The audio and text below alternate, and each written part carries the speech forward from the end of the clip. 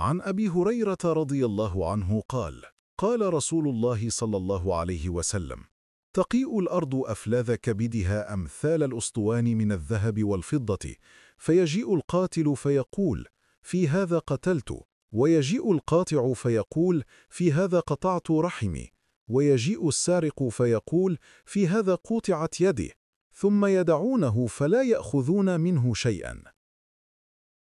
হজরত আবু হুরাইরা রাজিয়াল্লাহ থেকে বর্ণিত, রাসূলুল্লাহ সাল্লাল্লাহু আলাইহি ওয়াসাল্লাম বলেছেন, জমিন তার কলিজার টুকরাসমূহ স্তম্ভের মতো করে উগড়ে দেবে। সেই টুকরাগুলো হবে সোনা ও রূপা। তখন হত্যাকারী এসে বলবে, এই ধনসম্পদের জন্যেই আমি হত্যা করেছিলাম। আত্মীয়তার বন্ধন ছিন্নকারী এসে বলবে, এই সম্পদের জন্যেই আমি আমার আত্মীয়তার বন্ধন ছিন্ন করেছিলাম। চোর এসে বলবে, এই সম্পদ চুরি করার কারণেই আমার হাত কাটা হয়েছিল। এরপর তারা সবাই তা পরিত্যাগ করবে এবং তার থেকে কিছুই নেবে না।